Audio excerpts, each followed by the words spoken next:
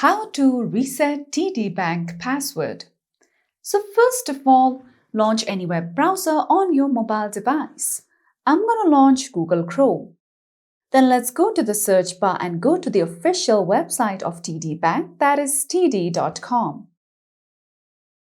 Now once you come here, go ahead and tap on Login. From here, go to Online Banking. Now once you come to this page, you'll see the option of Forgot Username and /or password. Tap on it.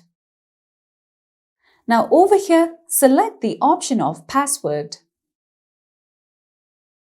Now over here, enter in your username first.